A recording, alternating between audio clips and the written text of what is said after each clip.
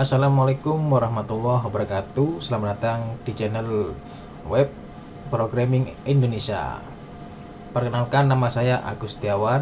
Kali ini saya membuat channel ini adalah sebagai media untuk teman-teman semua, bagi kita semua, terkhusus bagi saya yang ingin belajar dan untuk meningkatkan kemampuan skill sebagai programmer website ya. Di sini sebelum kita menginjak kepada tingkat lanjut tentang pengkodaan, alangkah baiknya kalau kita mengenal dulu apa itu istilahnya pemrograman website atau web programming. Di sini saya sudah membuat sebuah garis besar atau kisi-kisinya ya tentang pemrograman website. Definisi web programming yaitu proses menciptakan dan mengembangkan aplikasi atau situs web menggunakan berbagai bahasa pemrograman, teknologi, dan alat-alat dirancang khusus untuk tujuan itu. Ini melibatkan pembuatan kode-kode yang memungkinkan interaksi antara pengguna dan elemen-elemen dalam sebuah situs web, seperti formulir, gambar, teks, dan animasi.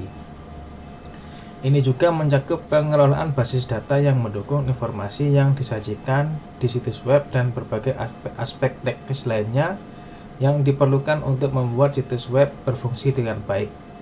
Jadi web programming dibuat untuk menghubungkan antara si pembuat dengan si pengguna dengan bantuan bahasa pemrograman dengan pengkodaan seperti itu, dengan menyajikan seperti formulir gambar dan teks, bahkan animasi untuk menyampaikan maksud dan tujuan kepada pengguna lainnya seperti itu. Jadi misalkan kita membuat sebuah web, tujuannya untuk apa? Apakah untuk memberitakan informasi seputar olahraga, berita, atau mungkin informasi sekolah seperti itu. Jadi banyak sekali fungsi dan manfaat dari web programming ini, tujuannya seperti itu ya. Itu untuk berbagai macam tujuan seperti itu. Untuk bahasa-bahasa yang ada dalam pemrograman website ini saya dapatkan, saya rangkum kurang lebih 10 padahal sebenarnya masih ada lagi bahasa pemrograman lainnya. Jadi ini secara garis besarnya ada 10 HTML, CSS, JavaScript sampai Go sampai Ruby, Java, TypeScript, SQL, dan Go. Nah, nanti yang akan kita pelajari adalah HTML, CSS, PHP, SQL, dan JavaScript. Yang lain kita kesampingkan aja, karena kita pembahasannya adalah kita kuasai dulu satu bidang aja, jangan menguasai semuanya, tapi nggak matang seperti itu ya. Kalau kita ingin menguasai umumnya web programming itu ini HTML, CSS, JavaScript, PHP, dan SQL seperti itu. Kalau teman-teman mau pakai yang lain boleh, sah-sah saja. Tapi pada channel ini saya hanya membahas tentang materi HTML, CSS, JavaScript, PHP, dan SQL seperti itu. Nah, untuk pekerjaan yang membutuhkan web programming kurang lebih ini web developer, front end developer, back end developer, full stack developer. Nah, sampai UX designer, web administrator, e-commerce developer, mobile app developer, game developer, dan content management system developer.